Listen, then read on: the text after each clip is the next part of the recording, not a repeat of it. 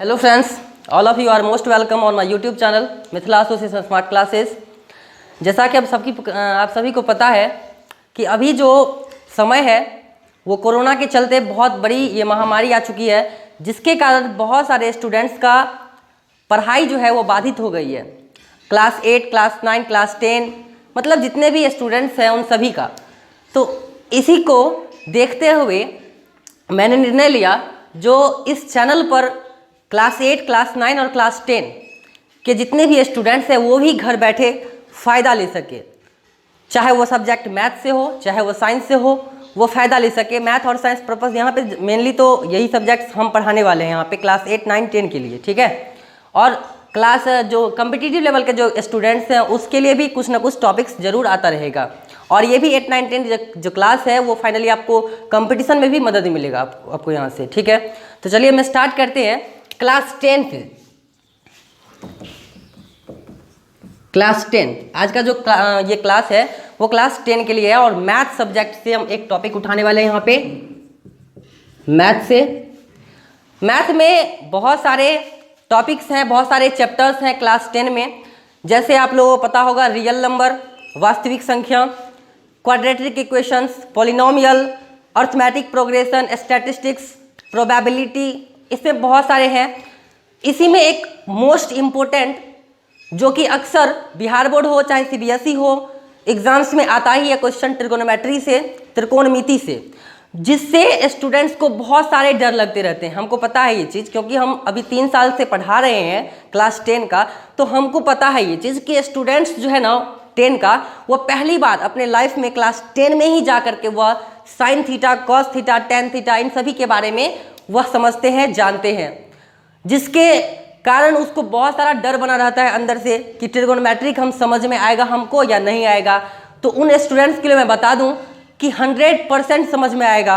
जो क्लास 2 में भी होगा ना और वो मेरे अगर क्लास को अच्छे तरीके से देखेगा, समझेगा, तो बिल्कुल उसको समझ में आएगा और एक भी क्वेश्चन नहीं छूटेगा, ठीक है। तो चलिए मैं स्टार्ट करते हैं ट्रिगोनोमेट्रिक। वो तो क्लास देखने के बाद आपको पता चल जाएगा कि हम किस तरह से आपको ट्रिगोनोमेट्रिक चैप्टर पढ़ाने वाले हैं, जिसको हम हिंदी में कहते हैं त्रिकोणमिति, ठीक है। ट्रिगोनोमेट्री, त्रिकोणमिति, इसमें हम जनरली बात करेंगे। इसमें जो है ना ये ट्रिगोनोमेट्री वर्ड वो 3 वर्ड से बने हुए हैं, ठीक है। 3 अलग अलग वर्ड से बने हुए हैं। आप देख सकते हैं यहाँ पे एक ट्री है, एक गोनो है और एक मैट्री है ना। तो यहाँ पर ट्री यानी ट्रीज को नहीं पढ़ेंगे, अब हम इसको पढ़ेंगे ट्राई। तो ट्राई का मतलब आप सभी को पता होगा 3। गोनो, गोनो का मतलब होता है एंगल यानी कि कोण। और मैट्री, मैट्री का मतलब होता है मिति हो चाहे माप कह सकते हैं, है ना। सिंपली है कि मेजरमेंट, इसको हम लोग इंग्लिश में कहेंगे मेजरमेंट।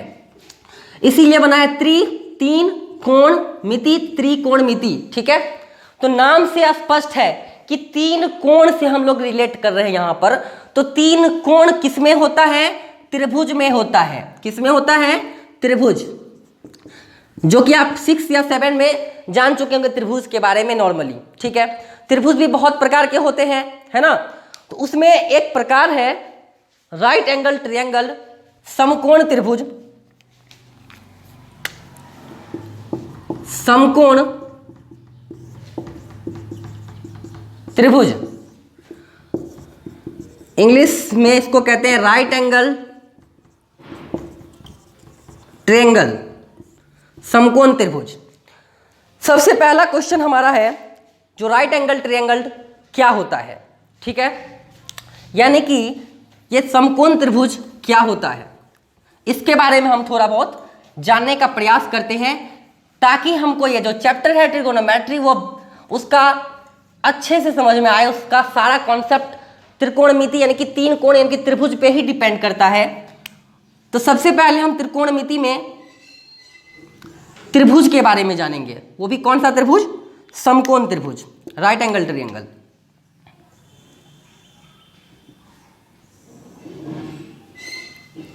सभी को पता होगा कि त्रिभुज में 3 कोण होते हैं, एक ये और एक यहाँ पर जो कि 90 डिग्री का कोण रहता है, इसीलिए हम इसको कहते हैं समकोण त्रिभुज। इसका भी नाम अलग होता है, इसका भी नाम अलग होता है और इसका भी नाम अलग होता है। अब यहाँ पर 3 साइड भी दिख रहा है, तीनों साइड का अलग अलग नाम है। जैसे इसका नाम क्या है, हाइपोटेनस, यानी कि इसको हम हिंदी में कहते हैं कर्ण। अब आज तक जो पता था वो क्या पता था, यानी कि 9 तक आप लोग को समझ में आ रहा होगा कि ये जो है ना वो लंब है, क्योंकि ये लंबा सा खड़ा है, इसी लंब इसको कहते हैं। और ये क्या है, आधार, जो कि इस पर टिका है। आज तक हम यही जानते थे, लेकिन यहां पर हम बात करेंगे 90 डिग्री तो है ना। अब ये जो एंगल है और ये एंगल है, यहां पर 2 एंगल है और वो दोनों एंगल का नाम क्या है, एक्यूट एंगल। ये राइट एंगल हुआ यहां पे और ये दोनों क्या हुआ, एक्यूट एंगल। एक्यूट एंगल जिसको हम हिंदी में क्या कहेंगे, न्यून कोण। ठीक है, और न्यून कोण का मतलब क्या होता है, जो कहां से कहां तक, 0 डिग्री से बड़ा हो और 90 डिग्री से छोटा हो। 0 डिग्री से बड़ा हो और 90 डिग्री से छोटा हो, वह जो कोण कहलाएगा वह एक्यूट एंगल कहलाएगा, न्यून कोण कहलाएगा। तो एक बात समझ लीजिए, अगर मैं यहां पर थीटा मानूं, इसके नीचे में थीटा मानूं, तो हमेशा थीटा के सामने वाले जो साइड होते हैं उसको हम लोग लंब कहते हैं, परपेंडिकुलर कहते हैं। और थीटा के जो एडजेसेंट साइड होते हैं कर्ण को छोड़ करके, उसको हम क्या कहते हैं, आधार कहते हैं, बेस कहते हैं। सेम केस यहां पर देखिए, अगर इसी तरह से मैं बात करूं इस समकोण त्रिभुज में ABC, इस बार हम क्या करते हैं, एक्यूट एंगल यहां पर थीटा लेते हैं और इसको नहीं लेंगे, इस बार यहां पर लेंगे, यानी कि यहां पर ले रहे हैं। ठीक है, तो मैंने क्या बताया, जो थीटा होता है उसके सामने में जो होता है वो क्या कहलाता है, लंब कहलाता है, परपेंडिकुलर कहलाता है। तो यहां पर इस केस में देख रहे हैं कि थीटा के सामने में ये पड़ रहा है, जैसे कि आप लोगों को लगता होगा कि ये आधार होना चाहिए, नहीं, ये बेस नहीं है, यहाँ पे ये परपेंडिकुलर है, थीटा के सामने है। और थीटा का जो एडजेसेंट साइड है वो क्या कहलाएगा, बेस कहलाएगा। यहाँ पर ये चीज बहुत इंपॉर्टेंट है, याद रखना है इस चीज को। मैंने क्या बताया कि थीटा के सामने, अगर यहाँ पर हम थीटा मानते हैं तो क्या होगा, यहाँ पे इसके सामने में जो साइड होंगे वो क्या कहलाएगा, परपेंडिकुलर कहलाएगा, और इसका जो एडजेसेंट साइड है वो क्या कहलाएगा, बेस। और हाइपोटेनस चेंज नहीं होता है, याद रखना है, hypotenuse can never be change. Hypotenuse कभी चेंज नहीं हो सकता, हाइपोटेनस जो रहता है वही रहता है, बस चेंज क्या हो सकता है, लंब और आधार में आपस में चेंज हो सकता है। कब, जब थीटा ये रहता है तो इसके सामने में होता है लंब, और थीटा के एडजेसेंट साइड जो होते हैं वो क्या कहलाते हैं, बेस, आधार। उसी तरह से यहां पर हम बात करेंगे, यहां पर अगर हम थीटा मान लिए ऊपर में तो इसके सामने में ये है, तो इसको हम कहेंगे परपेंडिकुलर, लंब, और इसको क्या कहेंगे, बेस कहेंगे, क्योंकि ये इसका एडजेसेंट साइड है। और हाइपोटेनस जो चेंज नहीं होता, कभी नहीं, हाइपोटेनस कभी चेंज नहीं होता है, यानी कि कर्ण कभी चेंज नहीं होता है। याद रहना चाहिए, ये सब बहुत बेसिक बात है। और ये चीज जब समझ में आ जाता है ना तो आपका 8.1 क्लियर होगा, लेकिन उसके लिए भी और कुछ बातें हैं जो मैं बताने की कोशिश करूंगा यहाँ पर। तो आई थिंक यहाँ पे, आई होप यहाँ पे समझ में आ गया होगा आपको। अब यहाँ पर ट्रिगोनोमेट्री में हम पढ़ने वाले हैं इसके रेशियो के बारे में। रेशियो क्या सब होता है, तो सबसे पहले कितना होता है, there are only 6 ratio in trigonometric. Trigonometry chapter में कितने होते हैं रेशियो, 6 रेशियो होते हैं, इसको याद रखना है। अब ये 6 रेशियो होते कौन कौन से हैं, तो पहला होता है साइन थीटा। थीटा क्या होता है, मैंने बताया थीटा एंगल, और पहला जो है ये साइन थीटा, वो क्या है, इसका रेशियो। सेकंड क्या है, कॉस थीटा। थर्ड क्या है, टेन थीटा। फोर्थ क्या है, कॉस सेक थीटा। फिफ्थ क्या है, सेक थीटा। और सिक्स्थ क्या है, कॉट थीटा। मतलब ये जो है ना 6 फंक्शन ट्रिगोनोमेट्री में हम लोग पढ़ने वाले हैं। ये आपको क्लास 10 में तो इंपॉर्टेंट है ही इस चैप्टर के लिए, क्लास 11 12 में जाइएगा तो भी आपको यही सब दिखने को मिलेगा। ठीक है, अब चलते हैं हम यहाँ पे कुछ फॉर्मूला की बात करते हैं। आखिर कहीं ना कहीं इसमें फॉर्मूला बहुत इंपॉर्टेंट है इस चैप्टर के लिए। इस चैप्टर में अगर आपको फॉर्मूला याद नहीं होगा तो कुछ भी नहीं होगा, और फॉर्मूला मैं याद करवाऊंगा आपको, इसके लिए आपको टेंशन नहीं लेना पड़ेगा। ठीक है, तो साइन थीटा का फॉर्मूला होता है लंब बटे कर्ण, यानी कि perpendicular upon hypotenuse. Cos theta क्या होता है, आधार बटे कर्ण, यानी कि बेस बाय हाइपोटेनस। उसके बाद tan थीटा का क्या होता है फॉर्मूला, tan थीटा का होता है लंब बटे आधार, यानी कि perpendicular by base. Cosec theta क्या होता है, अब ध्यान दीजिए, ये अगर 3 याद है ना तो ये तीनों तुरंत याद होगा, याद रखना है। साइन थीटा p/h लंब बटे कर्ण, perpendicular by hypotenuse, clear. Cos theta आधार बटे कर्ण, बेस बाय हाइपोटेनस, और टेन थीटा लंब बाय आधार, यानी कि लंब बटे आधार, परपेंडिकुलर बाय बेस। और ये तीनों याद है तो जस्ट करना क्या है, कॉसेक के लिए साइन का उल्टा कॉसेक, तो याद रखना है साइन का उल्टा कॉसेक होता है। तो सिंपल है, साइन थीटा में परपेंडिकुलर बाय हाइपोटेनस होता है, तो कॉसेक थीटा में इसको ऊपर और इसको नीचे कर देना है, यानी कि कर्ण ऊपर चला जाएगा, लंब नीचे आ जाएगा, तो कर्ण बटे लंब, एच ऊपर जाएगा पी नीचे आएगा, यानी कि कर्ण ऊपर गया तो हाइपोटेनस ऊपर में और लंब नीचे, यानी कि बेस नीचे में, परपेंडिकुलर नीचे में।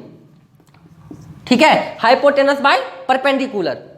अब सेक जो है वह कॉस का उल्टा, कॉस में है b/h तो ये हो जाएगा h/b, यानी कि आधार बटे कर्ण था किसमें, कॉस में, तो ये ऊपर जाएगा और ये नीचे आएगा, तो कर्ण बटे आधार, तो कर्ण कितना, यानी कि h हाइपोटेनस और आधार बेस।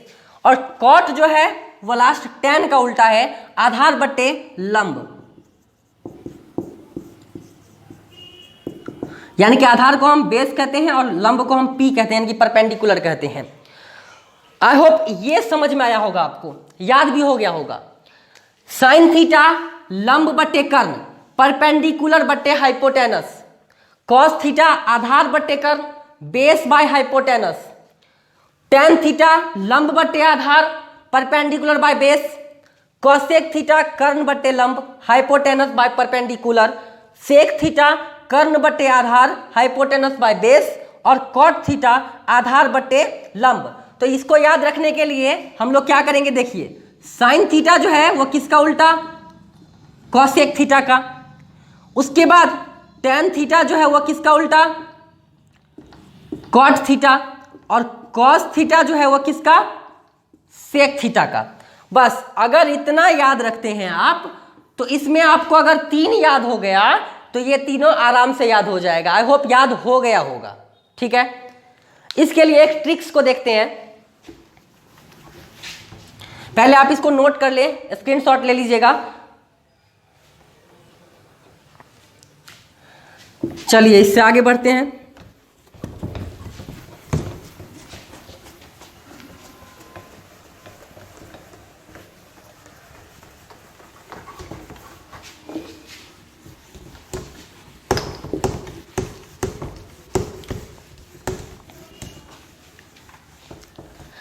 एक क्वेश्चन देखते हैं इस पर।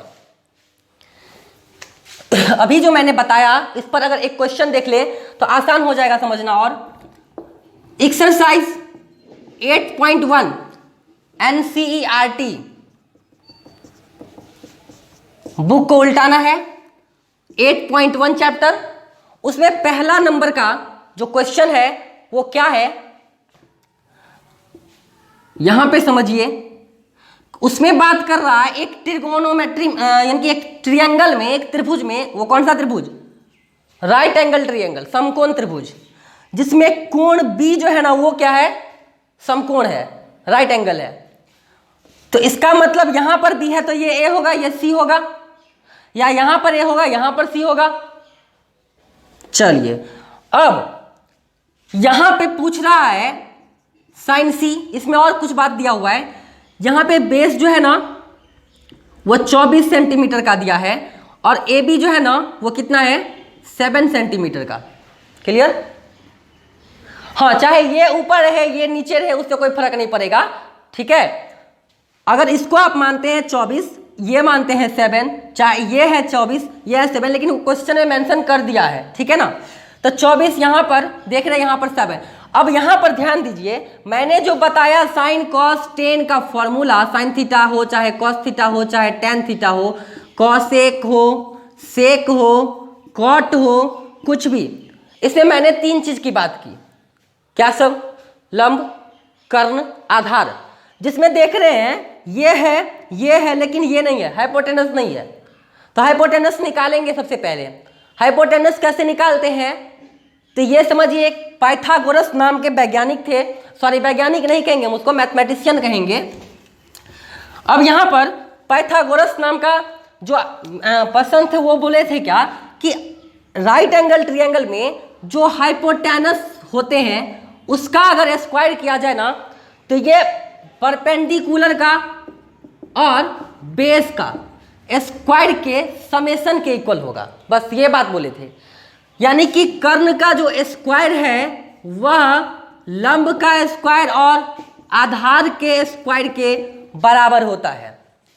अब इसमें अगर हमको लंब पता है आधार पता है तो कर्ण निकाल सकते हैं। अगर कर्ण पता है लंब पता है तो आधार भी निकाल सकते हैं, और आधार और कर्ण पता है तो लंब भी निकाल। मतलब ये हुआ कि इस तीनों में से कोई 2 पता रहेगा तो आराम से हम तीसरा फाइंड आउट कर सकते हैं।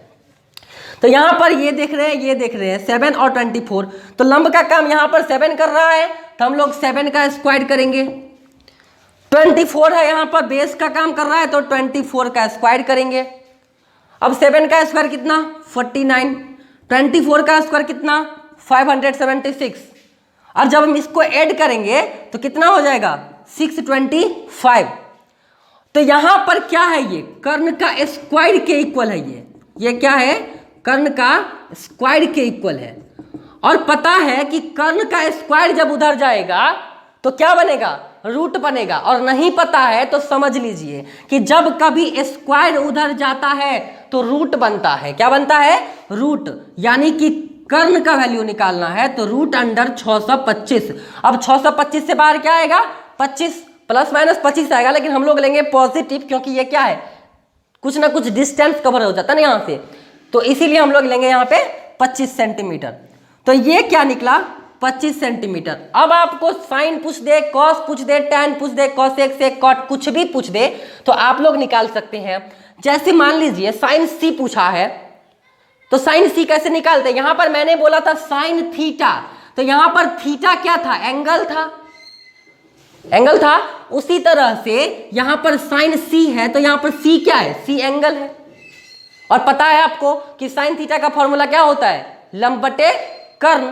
तो सिंपल है, सी क्या है यहाँ पे, थीटा का काम कर रहा है सी, मतलब यहां पर ये एंगल की बात हो रही है। तो मैंने बोला कि जहां पर थीटा हो, जहां पर कोण हो, जिस कोण को मेंशन किया है प्रश्न में, उसके सामने वाले साइड को हम क्या कहते हैं, परपेंडिकुलर कहते हैं, लंब कहते हैं। यानी कि इसके सामने में ये पड़ा तो ये क्या कहलाया, लंब। इसका एडजेसेंट ये है 24, ये कहलाया बेस, और हाइपोटेनस तो चेंज होगा नहीं। तो साइन सी होगा, फॉर्मूला चेंज नहीं होगा, फॉर्मूला वही होगा, लंब बटे कर्ण। तो परपेंडिकुलर बाय हाइपोटेनस, तो परपेंडिकुलर कितना है, तो सी यहां पर एंगल है, यहां पर एंगल देखना है, सी है, इसके सामने में क्या पड़ रहा है 7 सेंटीमीटर, तो ये क्या है, परपेंडिकुलर है, यानी कि लंब बटे कितना, हाइपोटेनस कितना है 25, मीन्स दैट 7/25 जो है ना वो आंसर है इसका साइन सी का। अगर आपसे पूछ दे कॉस सी, तो कॉस सी मतलब ये हुआ कि सी यहां पे ये है ना, एंगल यहां पे सी है, कॉस के फंक्शन में पूछा रहा है यहां पे, तो कोई दिक्कत नहीं है, कॉस का फॉर्मूला लगाएंगे ना, बेस बाय हाइपोटेनस, आधार बटे कर्ण। और आधार कितना है, तो सी जब एंगल है तो इसके लिए आधार का काम करेगा ये 24, और हाइपोटेनस का काम करेगा 25। सॉरी, अगर आपसे पूछा जाए tan A का, tan A पूछा जाए तो यहां पर समझिए, अब इस बार बोला क्या है A, यानी कि एंगल हम लोगों का यहां पर A है, तो इसके सामने में क्या है, इसके सामने में इस बार 24 है, तो ये क्या काम करेगा यहां पर परपेंडिकुलर का, और यहां पे इसका एडजेसेंट ये है, तो ये काम करेगा बेस का। तो tan A फॉर्मूला होता है क्या चीज, लंब बटे आधार P/B। अब P कितना है, तो इस जब हम A माने हैं एंगल, यानी कि A है एंगल यहां पर, तो A के सामने में क्या है 24, लंब अब बटे आधार एडजेसेंट साइड यानी कि 7। ये आ गया इसका आंसर। तो इस तरह से मुझे उम्मीद है कि क्लास आपको अच्छा लगा होगा, समझ में भी आया होगा, है ना।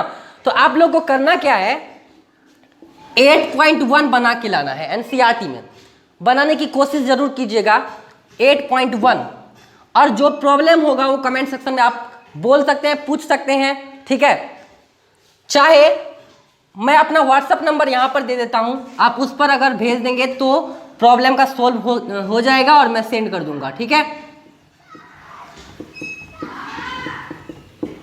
व्हाट्सएप नंबर जो है 8789985694, इस पर आप व्हाट्सएप कीजिएगा तो आ जाएगा, ठीक है, मेरे पास, और उसका सॉल्यूशंस हम भेज देंगे।